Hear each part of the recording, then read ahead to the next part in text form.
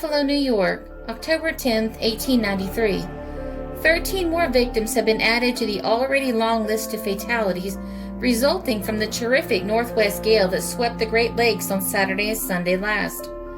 It is now definitely known that the steamer Wocoken of Cleveland foundered in 10 fathoms of water just above Long Point on the northern coast of Lake Erie in the recent storm, carrying with her all but 3 of her crew. The last few weeks of the navigation season of 1893 will live long in the memory of the lake mariners, for no such awful list of fatalities has been known in shipping circles for a decade as the one to which additions are being made daily. Reports come in giving details of the terrific gale that swept the inland seas steadily for more than 48 hours at the close of last week.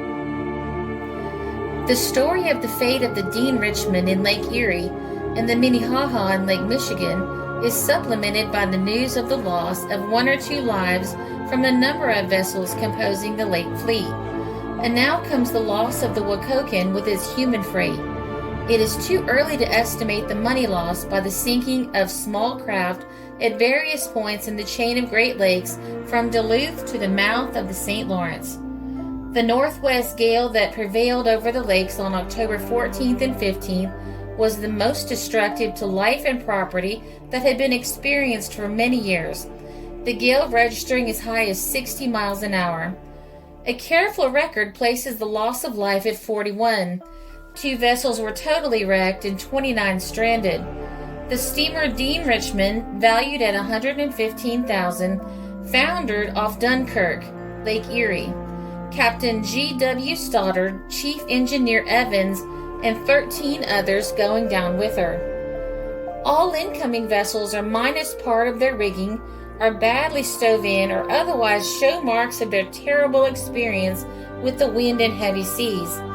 The Wocoken was bound from Ashtabula to Duluth with a cargo of coal.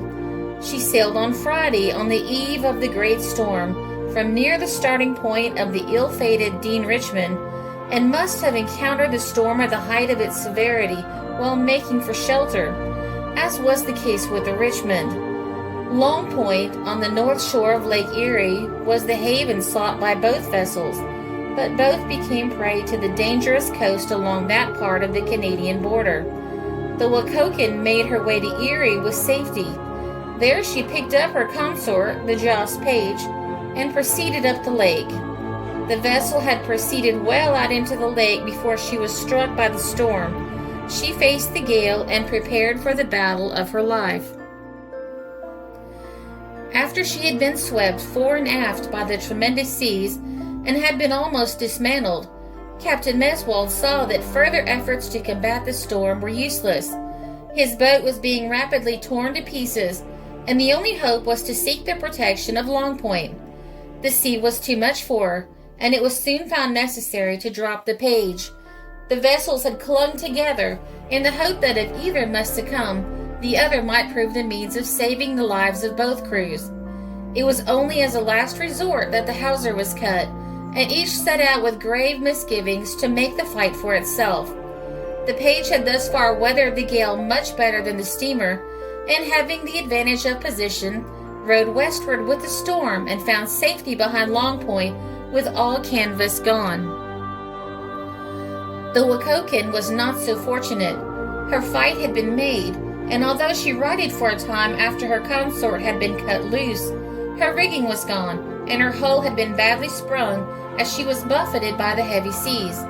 The hatches were next to go, and as she rapidly filled, the last hope of the despairing crew vanished. Each made preparations to save himself. Life preservers and portions of the ship's furniture were called into use, and every provision was made after the fate of the vessel became certain to enable the human beings that were about to be cast adrift to remain on the surface of the water. As the boat became waterlogged, and it became evident that it was a question of but a few minutes before she must go down, the stronger men began to jump overboard with the faint hope of being cast ashore without being beaten to death on the rocks that abound in that locality. The women and the less skillful became easy prey to the furious waves, being hurled out of sight of one another by the tremendous waves that lashed the sinking hull.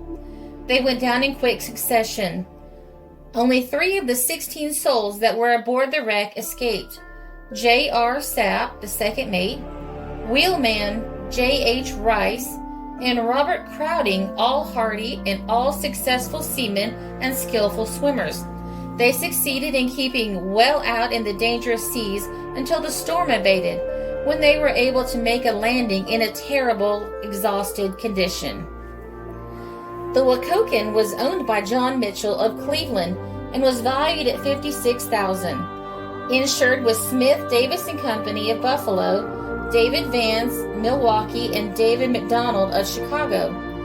Her cargo of 1,800 tons of coal was consigned to the W.L. Scott and Company, valued at $100,000, and it was insured. Captain Meswald of the Wocoken was part owner. He had enlisted and served in a Michigan regiment during the War of the Rebellion, and 3 years after the close of the war, he began sailing the Genesee Chief, owned by Captain S.B. Grumman of Detroit. His wife is a sister of Captains John and Alfred Mitchell of Cleveland. During the season, 53 vessels passed out of existence, involving a loss of tonnage of 24,258 and valued at $1,040,000.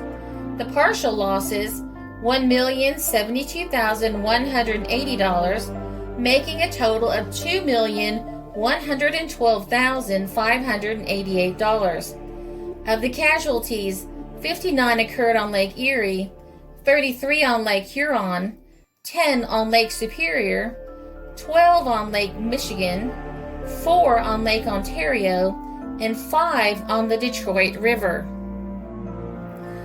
The total loss of life during the season is 123, against 99 for the previous year.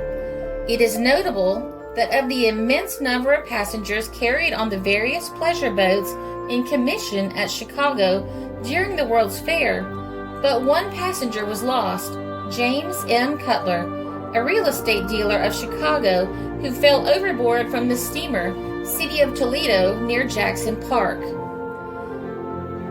This story was reported in the Huntsville, Alabama Gazette, October 21st, 1893.